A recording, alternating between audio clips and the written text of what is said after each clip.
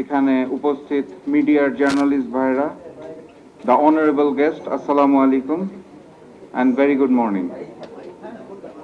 GPR যেই বইটা প্রকাশ করলো আমার সামনে এবং আপনাদের সবার সামনেও একটা করে আছে, আমি সর্বপ্রথম জিপিআরকে ধন্যবাদ জানাই। ববি ভাইয়ের নেতৃত্বে যে টিমটা কাজ করেছে এবং এরকম একটা বই আমাদের হাতে তুলে দিয়েছে, কারণ রিসার্চ উইং বাংলাদেশে বড় বড় কিছু দলের আছে, নাই যে তা না। আমরা যারা ছোট দলের, আমি একটা ছোট দলকে প্রতিনিধিত্ব করি, জাতীয় গণতান্ত্রিক পার্টি জাগপা। ছোট দলগুলোর এভাবে রিসার্চ উইং নাই, এবং আমরা ছোট দলগুলা রিসার্চ উইং শুনলেই প্রথমে আমাদের মাথায় আসে না, তো প্রথমেই ওই জিনিসটা মাথায় স্ট্রাইক করে।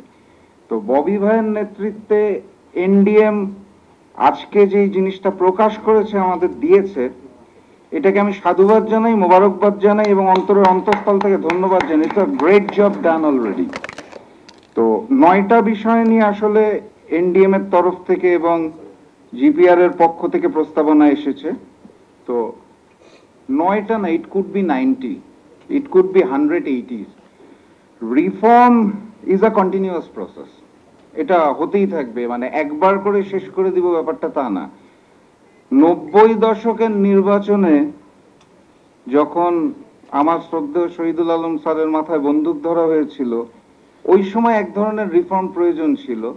এখন কিন্তু সেটা প্রয়োজন নাই, আরো আধুনিক রিফর্ম প্রয়োজন। তো আরো 10 বছর পরে যেও আমরা যে বলবো এইবার রিফর্ম করে রিফর্ম শেষ, আর লাগবে না, ব্যাপারটা তা না। রিফর্ম প্রয়োজন, সংস্কার প্রয়োজন, এটা হতেই হবে এবং সময়ের সাথে সাথে নতুন চাহিদা আসবে এবং করতে হবে। একবারে পুরোটা শেষ করে দেব, ব্যাপারটা এটা না। সো 9টা বিষয় নিয়ে আলোচনা হয়েছে। আসলে এই 9টা বিষয় নিয়ে মন্তব্য করার আলাদা করে এখানে কিছু নাই। কিছু জিনিস খুব কমন, আমরা সবাই জানি। নির্বাচন করার জন্য আমার নির্বাচন কমিশন ঠিক করতে হবে, আমার মিডিয়া প্রেসের ভাইদের স্বাধীনতা দিতে হবে, তারা যাতে সঠিক তথ্যটা আনতে পারে, আমার পুলিশ ভাইদেরকে ঠিক মতো নির্দেশনা দিতে হবে যে আন্দোলন হলেই বুকে মাথায় গুলি করতে হয় না। এই জাতীয় রিফর্মগুলো আসলে আমরা সবাই জানি, এসব মানে এখানে দ্বিমত করার কোনো সুযোগ নেই। এই 9টা বিষয় সহ অন্যান্য বিষয়ে আলোচনা হবে, সমালোচনা হবে, সেখান থেকে একটা কিছু বের হয়ে আসবে। অনেক প্রশ্ন আমাদের সামনে, মানে দ্বিকক্ষ বিশিষ্ট সংসদ করব নাকি এক কক্ষ, যেভাবে হয়ে আসছে, বিভিন্ন বিষয় নতুন করে উঠে আসছে। আমরা কি এখনই আনুপাতিক নির্বাচনে যাব নাকি গতানুগতিকেই থাকবো? তো অনেক বিষয় আছে, এই বিষয়গুলো যে আসলে একটা সেশনে শেষ হয়ে যাবে এটা সম্ভব না, দ্যাটস নট পসিবল। তো এই জায়গাটা থেকে আমাদের আসলে বারবার বসতে হবে। আমার খুব বেশি ভালো লাগছে, কারণ হচ্ছে অন্তর্বর্তী সরকারের প্রতিনিধিকেও আমি দেখতে পাচ্ছি।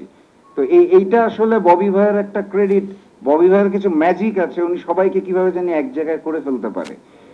এবং আজকের দিনটা আমি নিশ্চিত সাংবাদিক ভাইদের ভালো মনে থাকার কথা, 30শে নভেম্বর গত বছর 2023 সালের আজকের এই দিনে আমরা 36টা রাজনৈতিক দল একসাথে বসেছিলাম। কারণ হচ্ছে গত বছরের আজকের এই দিনটাতে শেষ তারিখ ছিল নমিনেশন পেপার জমা দানের, নির্বাচনে কারা কারা যাবে।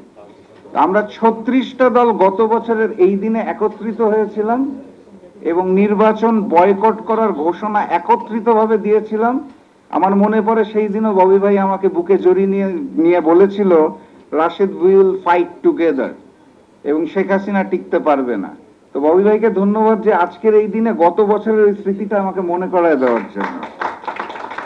তো আমি বেসিক্যালি যেটা বললাম, রিফর্মের কন্টিনিউয়াস প্রসেসটা নিয়ে এই মুহূর্তেই সবকিছু আলোচনা করা সম্ভব নয়। আমরা নিশ্চয়ই বসবো, অন্তর্বর্তী সরকারের সাথেও বসবো, আমরা নিজেরাও আলোচনা করব। কিন্তু তার আগে আমি একটা বিষয় নিয়ে আমি সবাইকে একটু অনুরোধ করব চিন্তা করার, যে এই যে মাঝে মাঝে যে আগ্রাসনটা চলে আসে আমাদের উপর, রিফর্ম তো হবেই, সংস্কার হবে, এই যে আগ্রাসনটা যে চলে আসে, the aggression from outside of my country, who will stop that? That is the main question. Who will stop Indian aggression? who and how we will stop the interfere of our election by others countries, by powerful countries. মানে এটা দুঃখজনক, এটা আমরা স্বীকার করতে চাই না, মুখে বলতে চাই না। ফরেন গেস্টরা আছে, সাংবাদিকরা আছে, বললেই তো বিপদ হয়ে যাবে। আমার নির্বাচনে যখন বাইরে থেকে প্রভাব খাটানো হয়, রেজাল্ট চেঞ্জ করে দেওয়া হয়, আগ্রাসী ভূমিকাটা আসে, who will stop that Indian aggression for my country? That is the main question. আমরা সব সংস্কার করে যদি আবারও সেই আধিপত্যবাদ এবং আগ্রাসনে পড়ে যাই, তাহলে সেটার সমাধানটা কিভাবে? এইটা নিয়ে কেউ কথা বলছে না, কেউ বলতে চাচ্ছে না।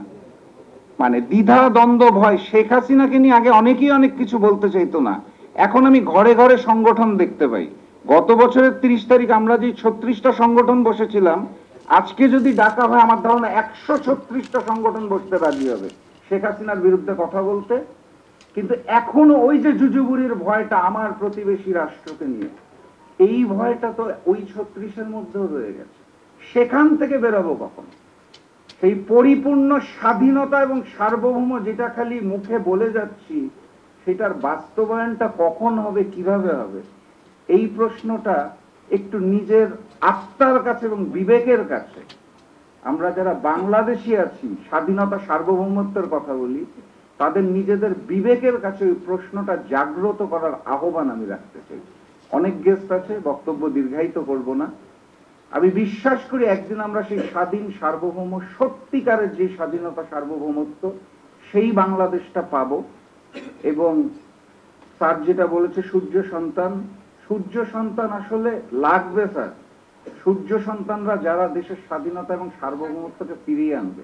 আমি বলছি না যে ববি ভাইকেই সূর্য সন্তান হতে হবে, আমাদের সবাইকে হতে হবে স্যার, কারণ আমরা ওই স্বাধীনতাটা চাই যেটা আমরা এখনো পাই নাই। তো সেই স্বর্ণালী দিনের স্বপ্ন রেখে আমি আর বক্তব্য দীর্ঘায়িত করব না। সবাইকে অসংখ্য ধন্যবাদ। বিজয়ের পথে যাত্রা শুরু, জীবন অথবা মৃত্যু। আসসালামু আলাইকুম।